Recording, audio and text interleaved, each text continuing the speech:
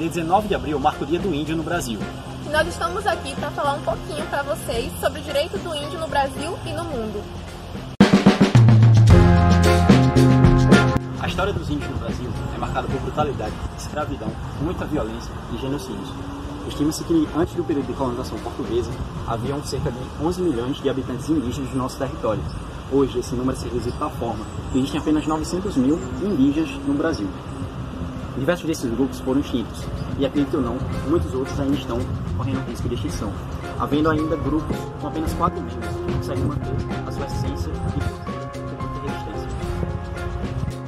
Desde o início da história brasileira, os direitos dos índios vêm sendo constantemente negligenciados.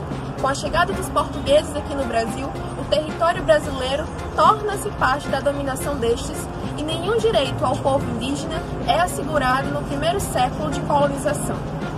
No decorrer desse período de colonização, surgem algumas normas que buscavam assegurar a posse das terras indígenas. Entretanto, essas normas não têm um caráter prático na realidade social, visto que os índios possuíam desconhecimento sobre as mesmas e nem sequer sabiam o idioma às quais essas normas estavam expostas.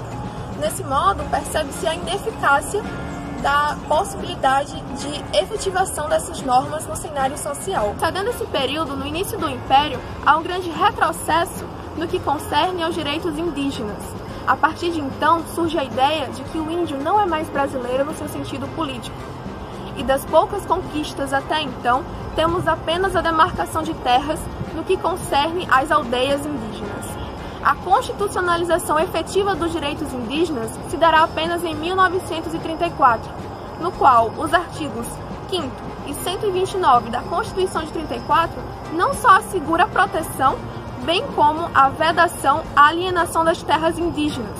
Isto quer dizer que agora é vedado a transferência dessas terras a terceiro, impossibilitando assim uma possível comercialização. Durante a ditadura militar, os povos indígenas encontraram novas dificuldades, pois, com a abertura da Amazônia para o desenvolvimento, diversas comunidades perderam suas terras, ficaram isoladas ou até mesmo foram extintas. Em contraponto a esse período tenebroso da história do Brasil, foi a criação do Estatuto do Índio em 1973, que determina a condição social e política do índio perante a nação.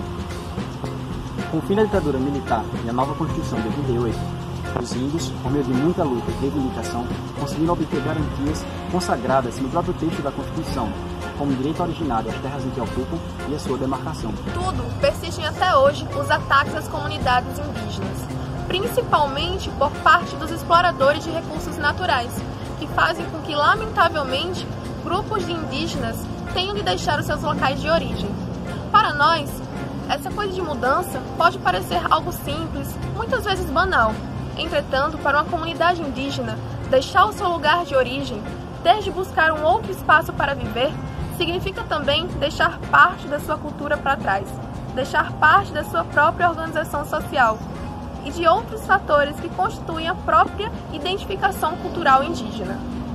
A terra para os povos indígenas é como uma grande mãe, e como tal, é infinitamente maior o valor que os índios dão à terra do que as pessoas que não são indígenas.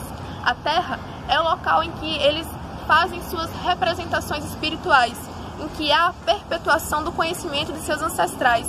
Portanto, o direito à terra constitui um direito fundamental, inalienável, imprescindível e impenhorável da cultura dos índios. Nós, índios, somos como plantas. Como podemos viver sem o nosso solo, sem a nossa terra?